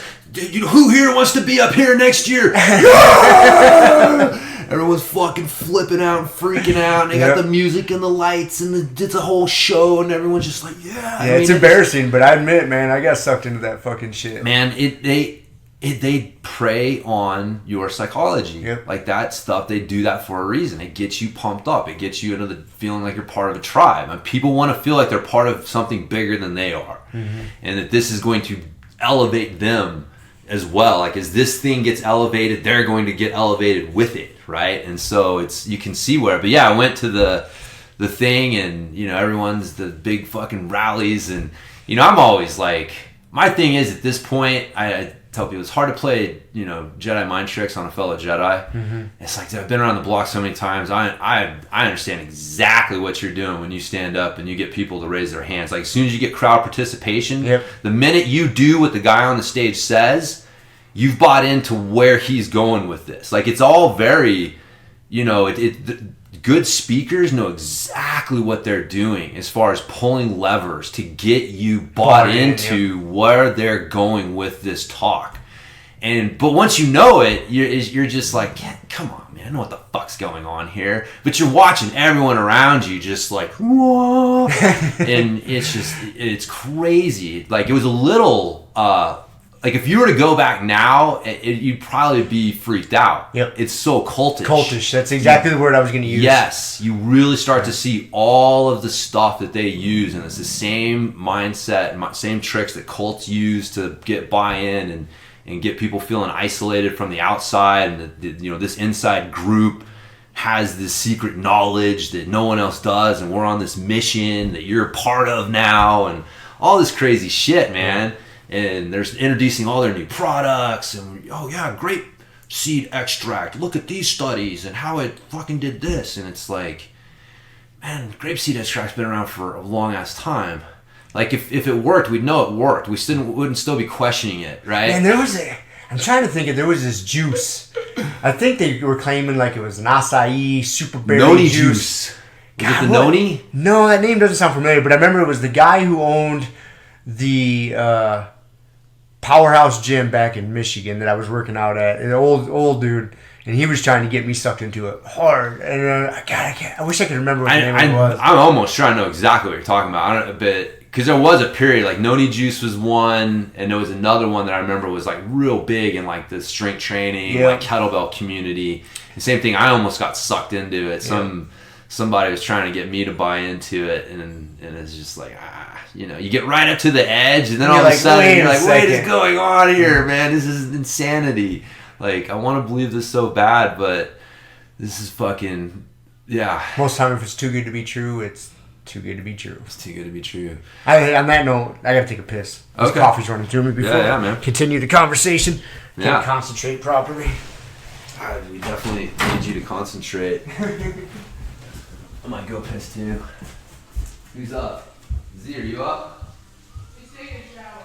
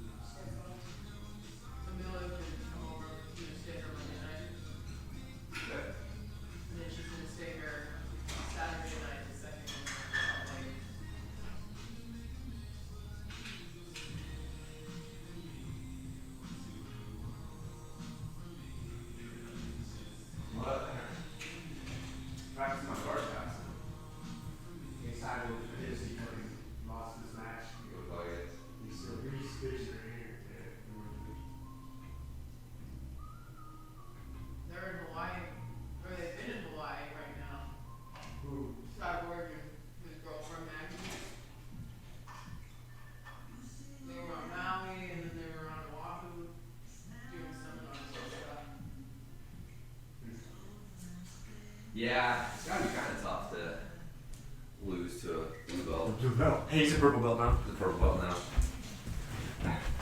All right, we're back. We're back. Oh, we lost Akka, the podcast. Well, I'm sure he'll come back. We'll hear him hitting the door. So, yeah, we're just watching replay of ADCC. Fucking Cyborg. There's so many good matches, dude. Complaining about losing to Nicky Rod, but it was what Keenan? Have you listened to the latest I think podcast? I'm just about done with it. Yeah. Did they have Lucas Barbosa? Yeah. Keenan had like some He's got good points. sunglasses on and shit. Yeah, no, with the difference between like jiu-jitsu and like ADCC. You know? It's not a straight up jiu-jitsu tournament. No, yeah, he's like Nicky Rodriguez's jiu-jitsu is not very good. No, it's elementary. Yeah. But his wrestling and his ability to execute within the rule set of ADCC is like next level. Well, and the thing is, like, he's a good wrestler. Yeah. But he's not super high level. I mean, he's not Olympic caliber, or he's not even Ben Askren level. Yeah. But he's good enough. Good enough. He's good enough, and he's got a good enough understanding. Yeah. And that rule set that I didn't finish that statement. He's got a good enough understanding of jiu-jitsu to not get caught in submissions and understand where the threats are. And so it is a perfect combination for that rule set. Yeah. That's why he succeeded. Yeah. I mean, he's a big athletic dude, pretty decent wrestler, understands where not to put his legs in his arms. Yeah. And he knows how to crush your face if he gets to your back. Like, that's perfect for ADCC, man. That's it. Yeah. So, yeah, there were a lot of good matches with that. So, but, anyways, what were we talking about before we went pee? I forget. Who knows? I don't remember. So, I had two bro science things. I researched the bro science. Did you? Yeah. So one, they were researching the effects of wood smoke during exercise. I swear to God, man, they were making people inhale wood smoke while exercising to see what the oxidative stress was or something like that. Like, I forget exactly what is the purpose of this? Are they trying to get the performance of fucking lumberjacks or something? What are we doing here? I don't know what their motivation was, man. I'm gonna see if I can. I just seen your Morpheus pop up. My Morpheus is supposed to be here today. Nice. I hope it shows up in the mail today. Anyways, sidebar. What was it? Oxidative stress. It was wood smoke and exercise. So yeah, it was. They're looking like the oxidative stress caused by wood smoke, and their conclusion was that the wood smoke that they were exposing them to wasn't strong enough, and they needed like heavier smoke because it wasn't causing enough of a reaction, man. Oh my God! What the fuck, dude? I'm like, apparently researching wood smoke is a thing. It's like there were several studies as I looked on like related articles that like researching the effects of wood smoke is a field of research. How often are people hanging out around wood smoke to where this is an issue? I mean, well, you can see like with firefighters, like if you're a firefighter, like, but they wear a fucking mask. Yeah, man, I don't know why they study it, like why it's such a thing. But the other, sometimes so weird. Actually, one of my notes here was sometimes like you get this weird momentum in research where people are studying things just because it's been studied before, and they're studying it like a different angle or something else. So like, for example, there was a study that found that isometric grip training lowered blood pressure. I think I may have mentioned it in one of the bro sciences. And so, it was an older study. And so people started studying that, like trying to see if they could replicate those results of isometric grip strength training lowering blood pressure. And then they started, looking at, how does this compare to regular aerobic exercise? Because that's what we recommend now. And so it's like you get this momentum of them studying isometric hand grip training for blood pressure. And it's like, wait a minute, what the fuck, man? Like, why do you guys have 50 studies on this shit? Like, you guys couldn't like look at the effects of like maybe total body or like leg isom, like you couldn't. But because it was one study, and then someone tried to replicate it, and then someone tried to study it compared to something else, and then and then all of a sudden, as you're a scientist and you're looking at this shit, and you're like, oh, there's been research done in this area. And then you're like, oh, I have a question about this I want to do a study on. And I have a question about that. And the next thing you know, there's this whole momentum going where it's like, why the fuck are we doing this? You just have to ask why. Why? You get so far removed from the original study, which probably was beneficial, till you get 10 steps removed from it, and then you have to stop and be like, why? Now it's a field of study now. And then that leads you to wood smoke. Wood smoke and exercise. Yeah, like how the fuck somebody studied wood smoke, and then somebody studied something else with it, and somebody compared it to something else, and all of a sudden you got this momentum going, and people are like, oh, well, studying wood smoke is a thing. It just got so far removed. The original study was probably legit. It probably made sense, but then it just got so far removed. Well, the thing is with science is you want to see if you can replicate results. Right. Because until you can replicate the result, it's not really valid. Because, there can be a mistake. And so that's why you will see people repeat studies and study the same thing, because if you can replicate those results, then it just, again, it never proves it, but it just makes it more likely that it is true. The more times that it's replicated, the more likely that is what's going to happen the next time. And so, but like I said, like you can get that momentum gets going, and then all of a sudden it's like, wait a minute, you guys are being, this research is being driven by forces besides like good knowledge and fucking, understanding new things. You guys are just fucking being scientists here, which is, but anyways, and I found a patent for an isometric training ball. Say that again? It looks like it's an isometric training ball. Okay. And there's a patent out that somebody got in 1998 on it. It's expired in case somebody wants to steal it now. But it basically looked like an inflatable ball with handles on it that you could like push and pull and squeeze. So like a Swiss ball with handles? Yeah, like an 18-inch diameter Swiss ball with like cloth handles on either side. And he patented it as an isometric training device. Have you patented your isometric training strap yet? I have not gotten to the point where I'm going to try to relabel a fucking jiu-jitsu belt. I got to put handles on it or something. And then I can... No, you just got to get it embroidered saying isometric training strap. There you go. I can get a design patent on it, yep. So I can steal my design. But no, I have not done that. So, But yeah. Anyways, that was my bro science for the day. So, what's your bro science? I don't know if it's really bro science, but it was kind of a good study. I'll tell you how I explain how I came about it. Like we were talking about before the podcast. Sadly, a couple weeks ago, I had to put my poor dog down. And I wasn't going to jump into getting another dog. But, like, dude, my house is just... I live by myself, and it was just way too lonely and quiet without a dog. I was like, that's it. I need a buddy. Dude, I've had dog in my life since the age of 8. And I can... Even when I moved out and did the ski bum thing, when I moved out of my parents' house when I was 19 or whatever...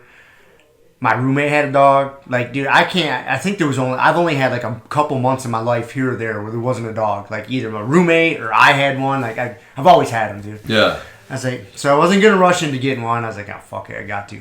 But that led to, I came across this here, let me look it up.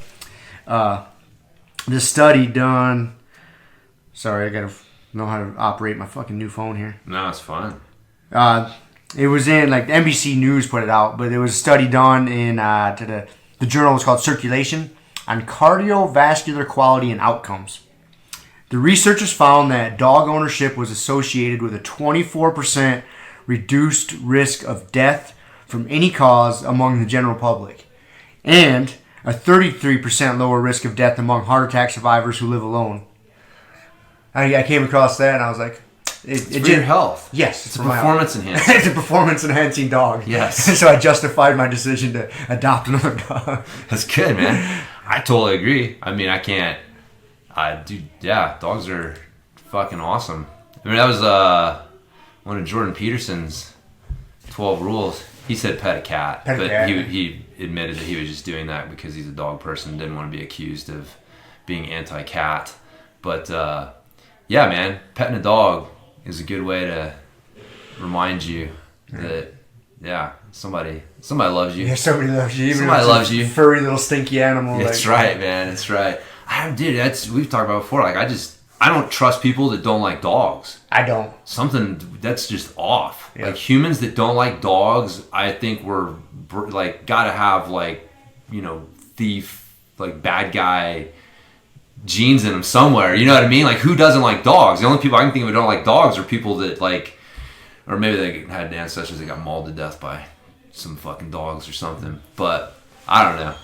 Yeah, dude, I don't know anybody in my life right now that doesn't like dogs. I mean, I don't even know anybody that's like just kind of like, yeah, whatever, dogs, I don't care. Like, I don't even anybody I know is like, oh yeah, dog. They either have dogs or like, oh, I'd like to get one, or they're cool as shit, Yeah. Very few people dislike them. I love them, so I'm a sucker. Man. I got a new one coming. Dogs are great. You don't have to own them, like I said. People that don't like them, I'm just like, well, wait a minute, what's wrong with you? What's up with that? So I got a story and you got a story. Who's gonna go first? Mine's a little embarrassing, so let's get it out of the way. All right. This happened really recently. It was either last week or the week before. I was at work doing a delivery, and I was actually working here in town, doing a delivery to a local business. Pull up, I'm unloading the stuff out of the back of my truck, and I see the people that are coming to accept the delivery walking across this parking lot or store or whatever. Yeah. And there was a guy and a girl, and from a distance, like, oh, this might be a pretty girl. I don't get to talk to and deal with pretty girls on a regular day-to-day basis in my job because it's industrial. It's mostly guys, right? So anytime you get to do a delivery to a pretty girl, you're like, yeah, nice. Fist pump, like, all right, I get to talk to a pretty girl for 2 minutes, right? And and she got closer and closer, and very feminine looking, right? Dress, skirt, whatever, the whole 9 yards. And, from 30 feet away, I was like, oh, this is going to be a pretty chick. I like this. Good deal. Then I wasn't paying attention. I was doing my thing. And I turned around to hand her the paperwork to sign. And then all of a sudden, like, my brain started misfiring. It was like, this is like short-circuiting and shit. I'm like, what am I looking at? Again, for some reason, I deal with these fucking people all the time. They find you. They find me. Definitely used to be a man. It's this woman now. I don't know how far down the rabbit hole this girl, I guess I'll call her girl, has gone through the sex change process. Couldn't tell if he really had a boob job or not. Could have just been a woman with small boobs. But, man, it was clearly a fucking man at one point in her life. Like, the bone structure, the hands, like, had some thick fucking meaty mechanic hands. Like, you're not getting. And then the closer you look, you're like my brain was still just misfiring, like all these short circuits. I'm like, what the fuck is happening here? And so I always get so fucking weirded out because, like, I'm a really polite person. Like, I just was taught, man, I'm always like, thank you, sir, thank you, ma'am, yes, ma'am, yes, sir, especially at work. Yeah. And I have a hard time, like, when I see that, and then my natural inclination, like, I always fuck it up. I always call a woman a man or man shit. Like, I always fuck it up whenever I'm dealing with these Operation Confirmation people. And so I was just very careful. I was just like, okay, no pronouns. I'm saying this by this person signing my paperwork. No pronouns. And I was just like, thank you, but like, it just, whatever, man. Probably a nice person, but it's just, I got duped. There was like a 10-second period, like, oh, this is a pretty girl. Yeah. And then I realized, like, this is not a girl. But anyways, so that was my embarrassing story. I got duped by a transvestite, if that's the proper word nowadays. Transgender. Yeah, I feel like transvestite is not the proper word anymore. I'm not sure what they... Yeah, that's funny, man. That's an interesting... Yeah, it seems to me, I don't know what it is, man, but there is a unusually high level of... like transgender people in this area. I know that. I was just gonna say the same thing. Like, we live in a small little mountain town, fucking dude. Tiny. Like, we are 60,000 people in this valley, man. Right, and we are 250 miles from Denver, 250 miles from Salt Lake City. Those are the two biggest cities near us. We are in a small valley mountain town. I mean, it's not super small, but it's by city standards, it's small. Dude, they're everywhere I fucking go. I'm running. Yeah. Not that it bothers me. But no, it's just weird. It's just weird. It's like weird. And because this is a really conservative town also. I mean, our county doesn't even allow fucking pot dispensaries. Yeah. We bitched about it before. And And this is Colorado. In Denver, for Christ's sakes, they decriminalized magic mushrooms already. Yeah. But here, they don't allow pot dispensaries. That's how conservative our valley is. And the fact that we run into that many transgender people, like... How? Why? What's going on here? Dude, I told you I was doing some research online and came across several psychiatrists in this area who specialize in helping your child transition sexual identities. Here in this valley? Here in this valley, yes. Here in Grand Junction. More than one, man. With like big like specialization in helping with the transition. Helping your child transition. Yeah, that's fucked up. Fucking weird, man. Weird. I don't get it. You know, and it's like the tough thing is it's I mean, I don't know, whatever. It's one of those, you just know. I don't know, like it's I don't know. I don't even know how to put it. It's you know when you probably just don't put it. Yeah, when you make it so fucking attractive and it's such a supported thing, you know, and it's like you're a kid who's confused already about just life in general, and kids are confused, and man. you're just trying to find a way to feel accepted, right? You know, like that's all you want to do is feel accepted when you're a kid, and one of the ways to feel accepted today, because you can't like yeah, you have to accept people if they are transgender or gay. And so it's like a surefire way to get accepted. It is a surefire way to get accepted in society today with that. Point. What's up, dude? Hey. Oh, what do we got? We got Pokemon update? Yep. Today I bring in a Pokemon card called Kangaskhan. He does 50 plus damage. It has 2 Pokemon in the back. It's a Raichu and the Lone Raichu.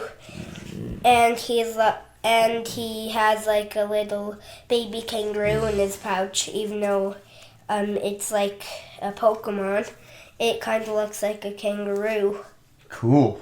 And it has like 3 super sharp claws. That's awesome, dude. Heck yeah. I haven't had a Pokemon update in a couple weeks. Yeah. That's good, man. He's got a few cards. He's almost up to 200. Yep. Wow. 186. That's awesome, dude. I'm gonna, if you have enough time, I'm gonna show you all my new ones. Just we have a rule that I can't take more than one out, so I'll show you just them in my binder. Okay. Well, if we got time, we'll discuss it after we record. If we got time before we go to, it's not that train. you can't take them out and leave them out. That's the thing that you do. Okay. You can, if you want to take them out, well, Mom said that I can just show him in my binder. Yep, that's fine. Yep. Cool. Thanks, dude. Yep. All right. I got to show you a picture of my new dog. Wait, you got a new dog? I had to get a new dog. He's pretty cool. I think his name is going to be Frank Sinatra. Is that a funny name for a dog? Yeah. Yeah. I guess I'll go on. I guess Aki got some good luck. He didn't have to scratch on the door. Yep. All right, buddy. See ya. We'll see ya. Nice. The Pokemon update. We went right from transgender conversation to... Saved us from ourselves. It did. It did save us. Let's not go down that rabbit hole. All right. So, all right. So I got a story for you. All right. So, one of my adventures over in Europe during my modeling days was I ended up in Athens for a month, and had some fucking interesting stories there. But long story short, I had to get home. My time home, you mean back to the States? I had to get back to the States. Yeah, okay. my time over in Europe, basically my money was running out, and so. Oh, that's right, dude. I'd forgotten that had happened. I'd been in like a fucking car accident and had gotten like a couple grand out of it. And like that's what I was using to finance my journeys around, Europe. And so after a few months, it starts to run out. So I had to get back home. So I had a open-ended return ticket, but it was from Milan because I flew into Milan. And so I had to get back to Milan to get a plane flight out of there. And so I'm in Athens and I'm like, well, we got to get the fuck back to Milan. So how are we going to do this? And I'd gotten over there I'd gotten flown over there because I'd actually gotten a job doing something. That's right. We went over to the island of Crete and did like a photo shoot for a week. But that's how I ended up in Athens, was going over for a job. So I got flown over there for that. But it was up to me to figure out how the fuck to get out of there. Really? When they fly you over there for a job, they don't give you a round trip ticket? No. It's kind of fucked up. Well, it is what it is. Anyways. So, God, dude, I remember like flying into that Greek airport, and you've got, because I'm pretty sure they still are, but like, Greece and Turkey aren't fucking close friends. Mm-mm. And the island of Crete has been a contentious thing for them. And so it was armed, man. You walk out and you've got fucking armed military, you've got fucking tanks and shit around there. It was back in like the late 90s. So, but I remember when we were getting ready to leave, fly over the island of Crete, because I'd flown into Athens anyways. We're fucking at the airport, and all of a sudden this fucking jet, and then like 2 seconds later, these other 2 jets going. And the guy that we're with looks up and he's like, "Oh fuck!" And I'm like, "What?" And he's like, "Well, that's a Turkish fighter there, and those are the 2 Greek fighters chasing them. They're just fucking with each other. The Turks will come into our airspace and fuck with us, and then we got to chase them out." And I'm like, "We're about to get in a plane and go up there."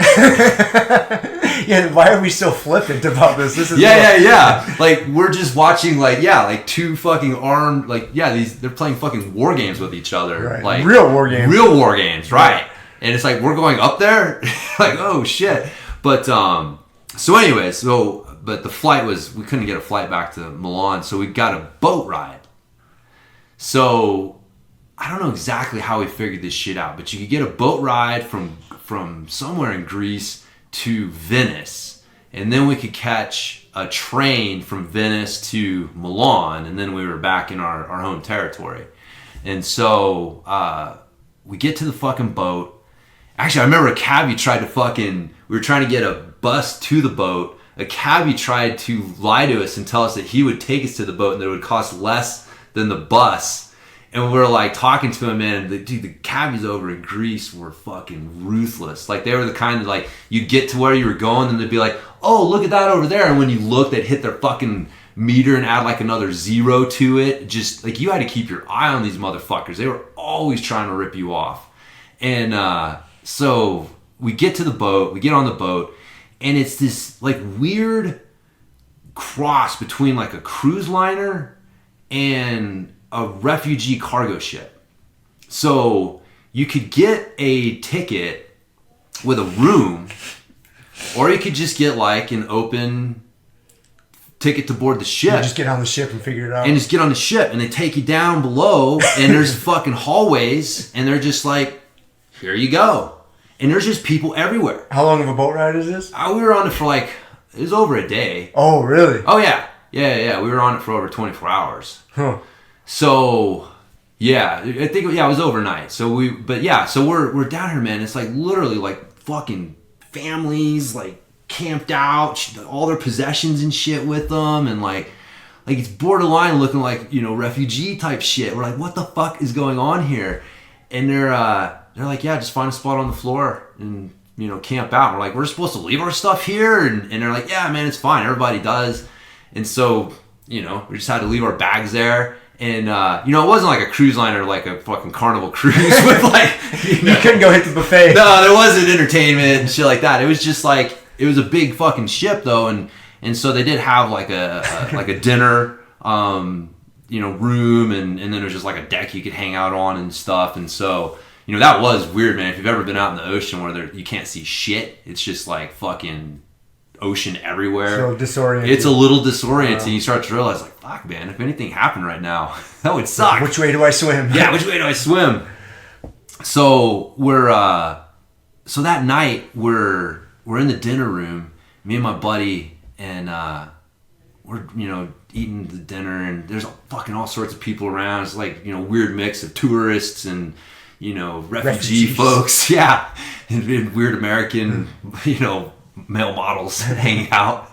And so my buddy, he goes, "Hey man, I think we can get that bottle of wine over there." I'm like, "What?" And he's like, "Yeah." And there was a table sitting over on the side, and it had like a display, basically like all the different like drinks that you could buy.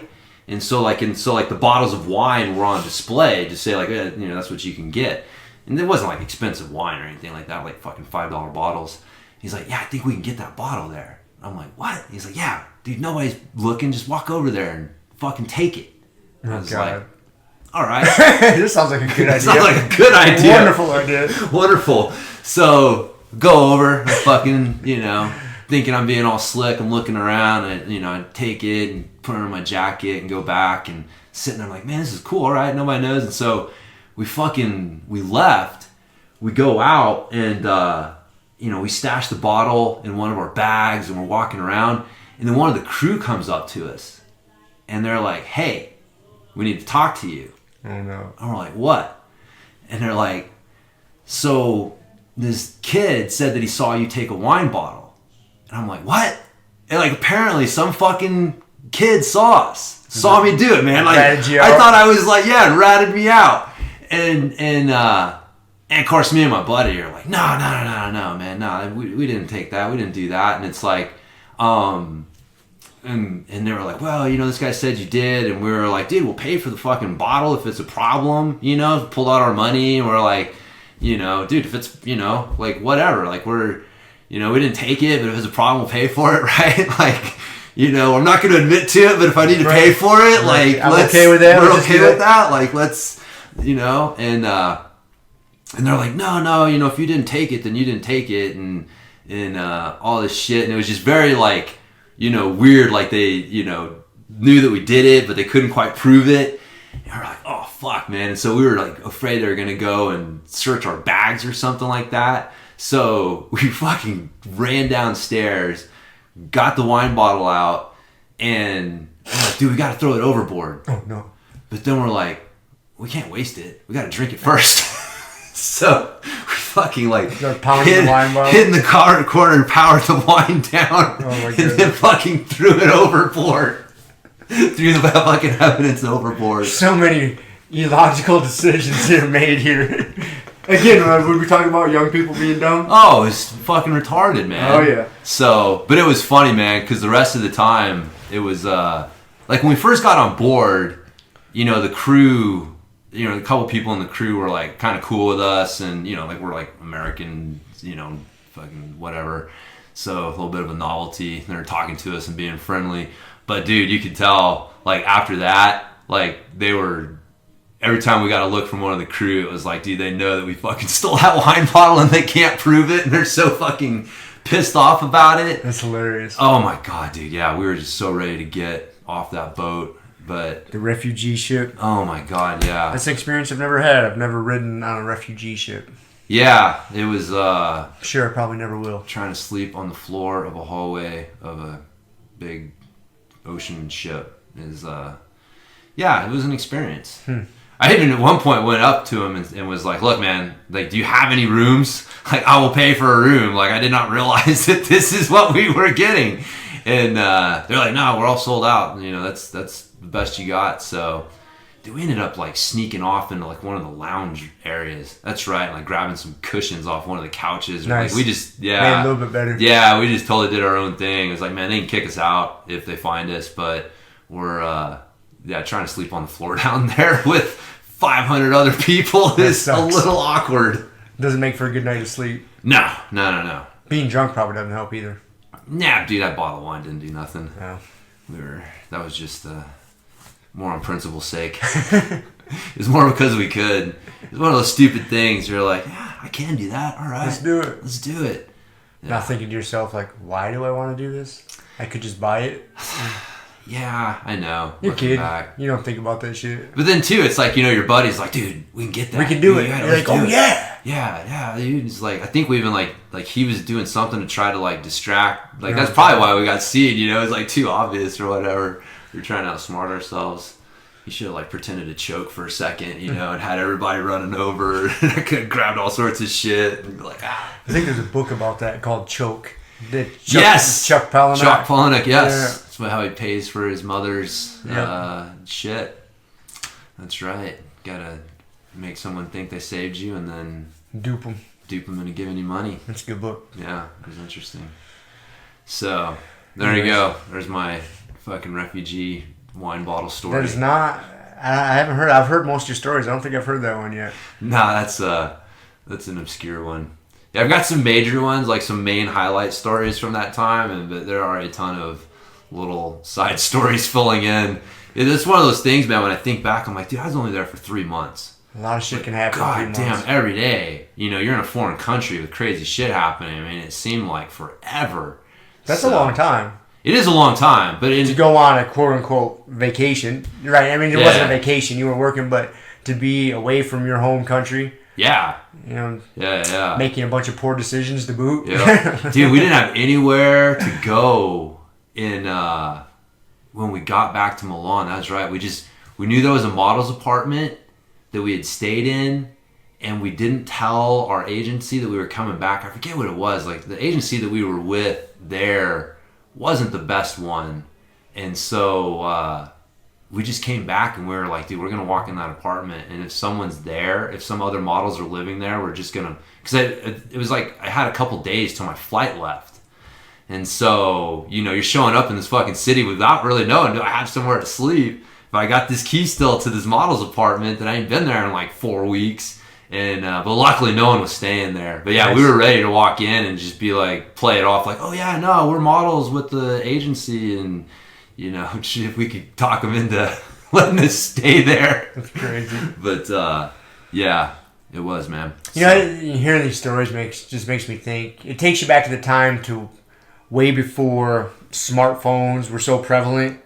And Ubers and Airbnbs, like shit is so easy nowadays. So easy now. Yeah. Like, it's so easy nowadays when you got these little computers in your pocket. Like, you can... Google Translator. Yeah, everything. Everything about it just makes... We take that for granted until you think about those times. Like, huh. Yeah. Like, some of the problems and headaches I remember getting into as a kid or traveling. Like, yeah.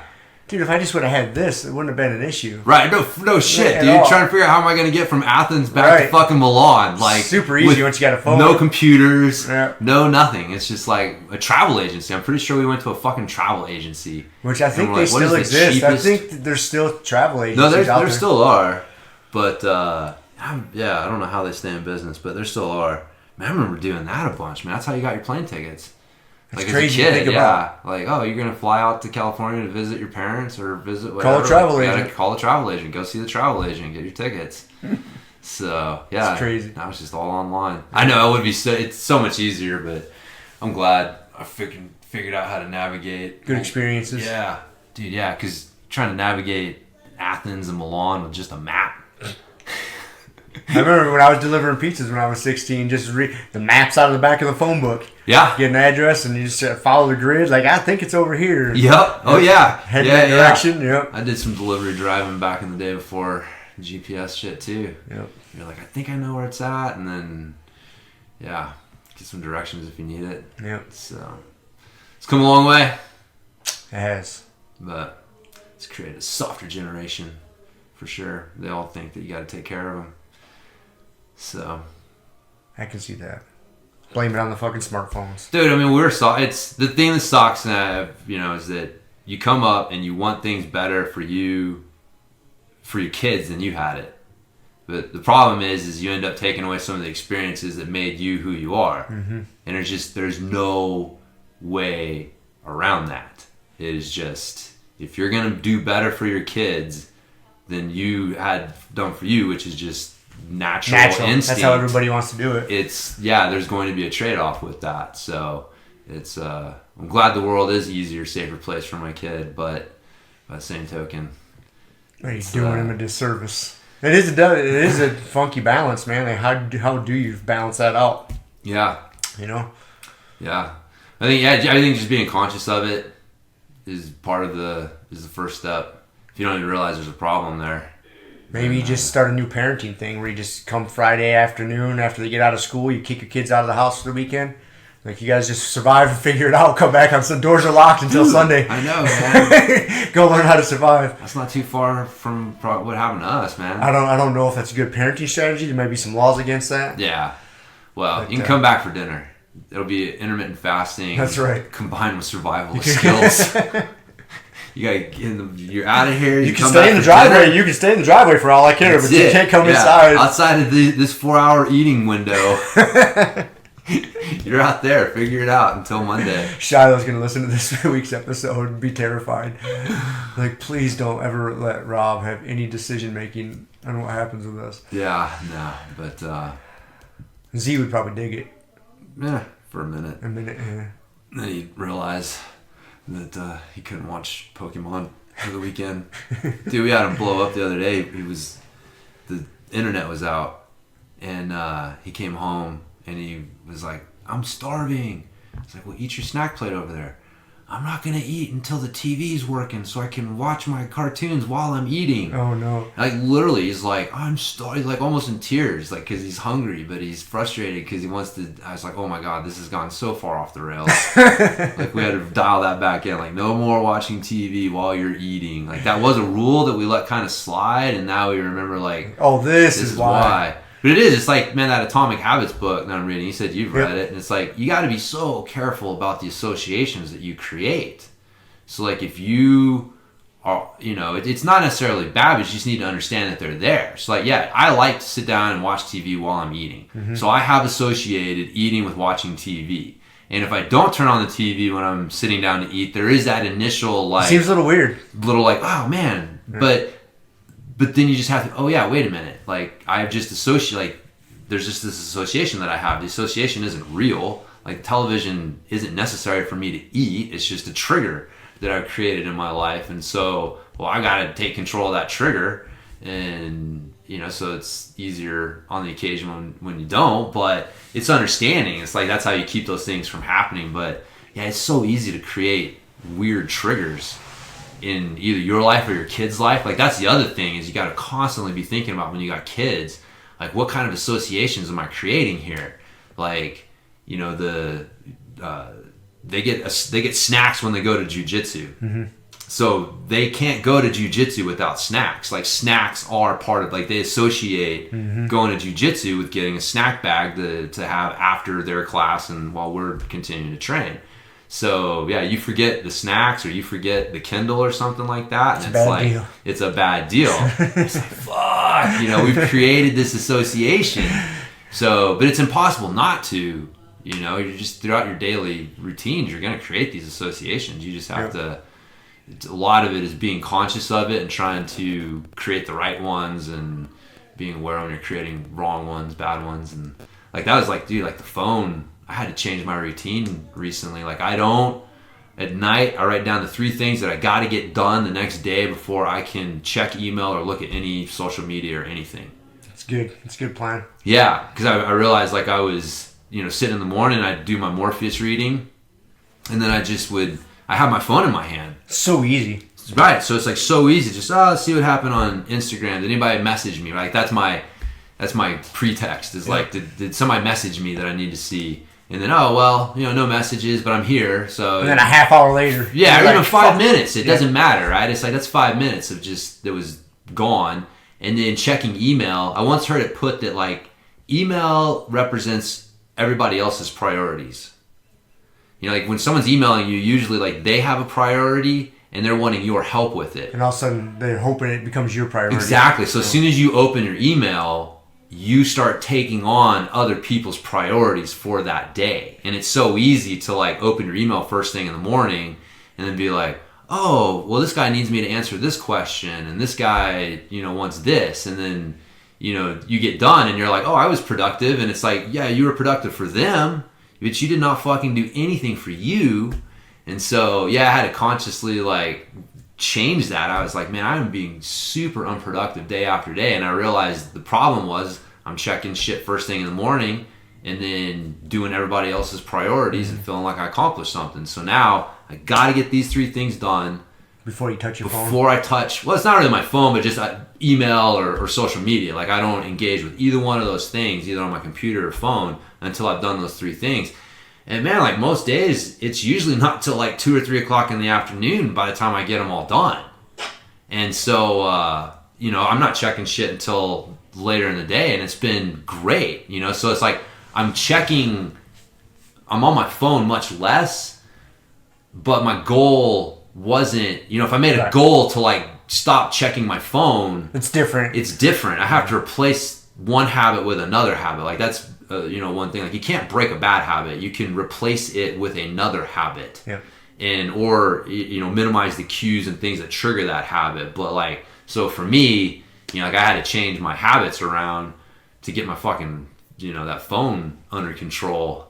And it wasn't even bad. Like my phone usage is not bad compared to most people's, but you still realize like, fuck, man, this thing will just... It's a super convenient tool, but it's dangerous, dude. Yeah. It'll be such a time suck. You associate it with so many different things. So many, yeah. I don't run an online business like you, so I don't need it for that as much. Yeah. But even like, I don't have social media, so that's not on my phone.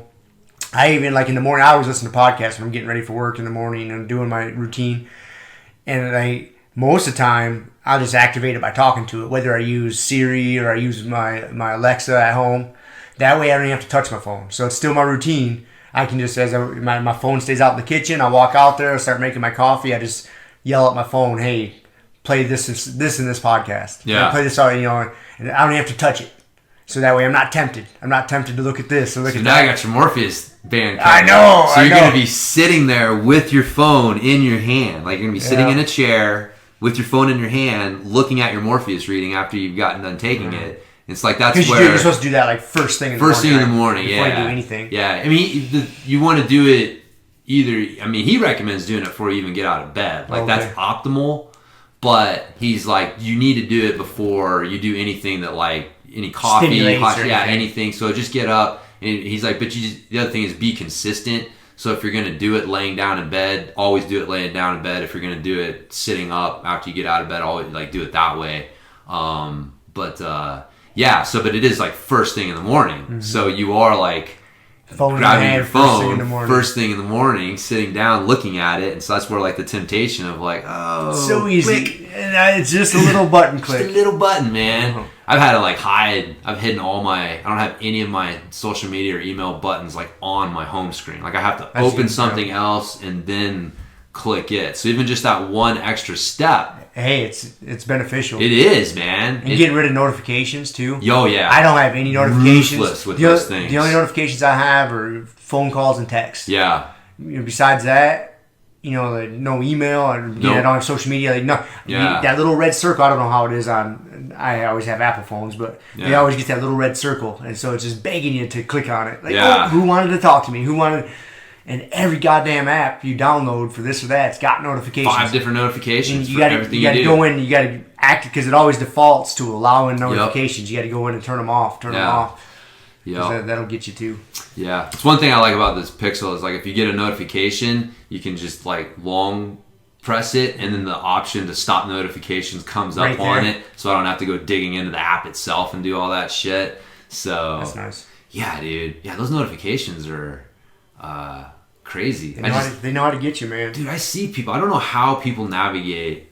You see their phones, and it's just blowing up all the time. Notifications from Facebook, Instagram, every little thing is just constantly ding, ding, ding, ding, ding, ding, ding.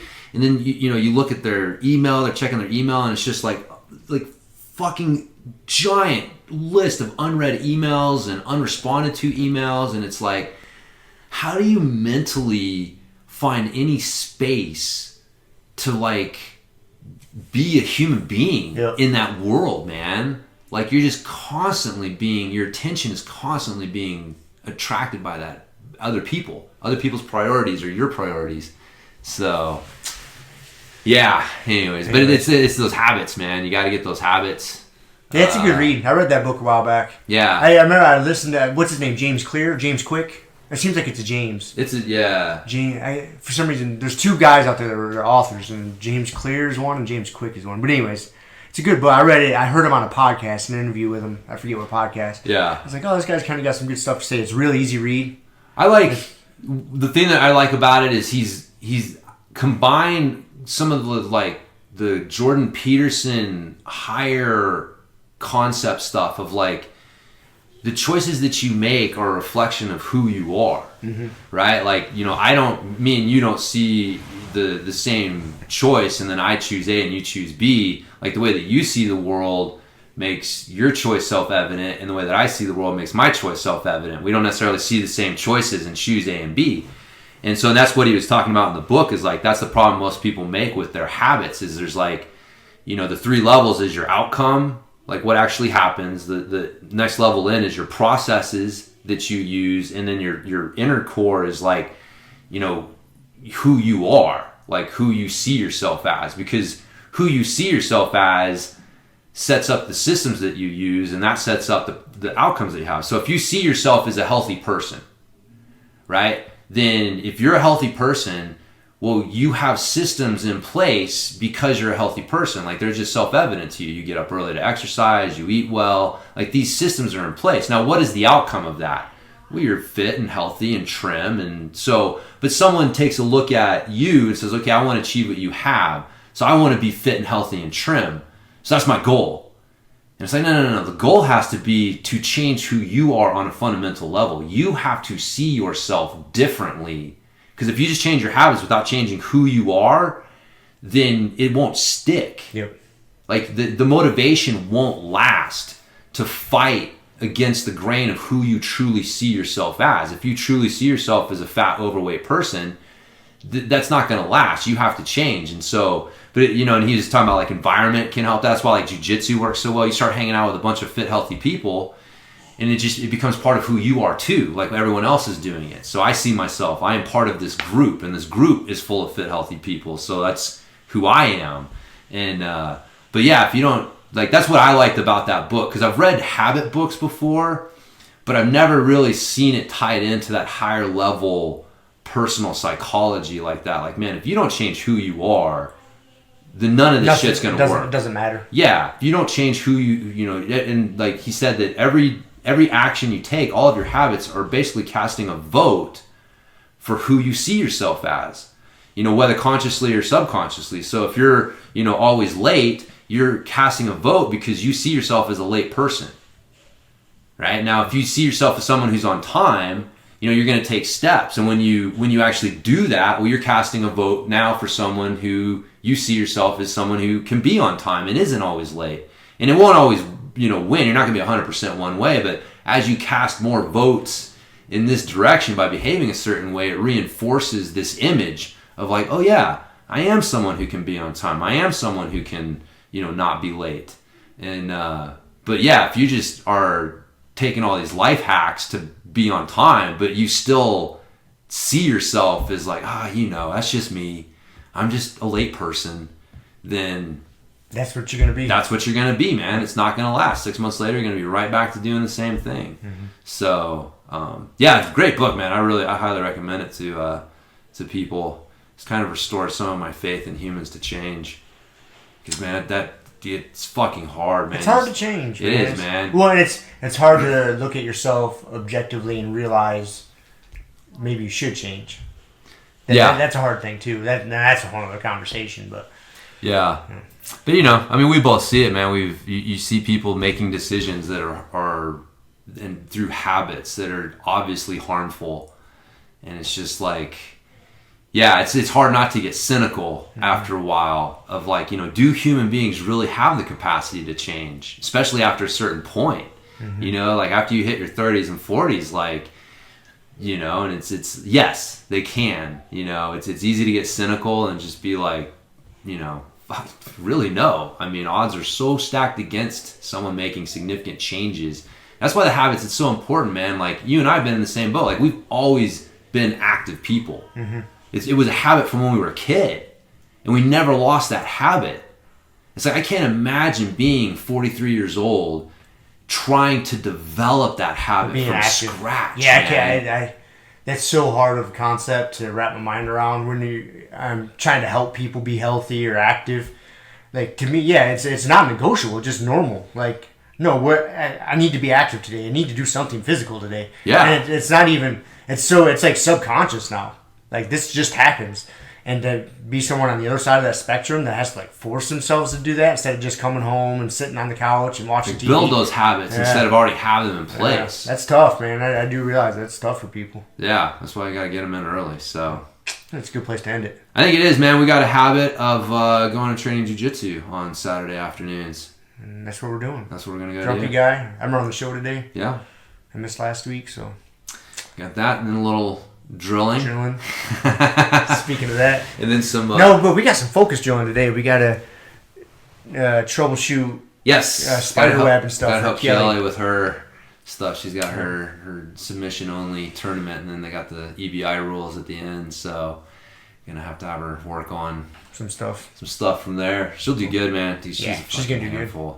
It's so hard. I was talking to her last night, man. It's like I feel bad rolling with her because she's so strong and she's so good that, man, if I don't give her my all, like not 100% strength, but like 100% focus and just effort from like a technique wise, and then match her strength, because she's fucking strong. She just fucking blasts right through me. And so it's like I'm running this fine line, like, I feel like, I don't want to. Yeah, it's hard, man, because I'm trying to help her get ready for this tournament, but it's like, dude, she's so good that if I don't give her my focus, it's like I feel like I'm not being a good training partner, because now she's just blasting through me, and I'm like, well, this isn't like what's going to happen either, Although she probably will get a hold of some poor girls and blast right through them. Let's hope, man. Yeah. So, but anyways, cool. Can help her out, and talk to her by next week. Sounds good. See ya. Thank you for listening to the Grumpy Guy BJJ Podcast. Thank you all for listening. You can find us on Podbean, Apple Podcasts, Spotify, and wherever else you listen to podcasts. Please make sure to subscribe and leave us a review. It really does help and will allow us to keep putting out episodes. If you have any questions, comments, or ideas, hit us up at grumpyguybjj@gmail.com. Also, go to our website, grumpyguybjj.com, and get signed up for podcast updates and get our free BJJ Improvement Starter Kit. That's it for now, so get on the mat, train hard, and talk to you all next week. With a permanent rep, a hermit now, boom. Doggy stool, foggy, cool, got a froggy, outside Molly dude. Melvin, Colin, Daisy do, hanging by the lace of their shoes. No trace of the tools, shaped in your face, fuck the rules. Snooze, you lose, one eye always open, in times two. No clue, but soon a brief monsoon might give you a view to choose. Stay tuned, include, won't conclude. To the end is near, beware there's consequences, but what you do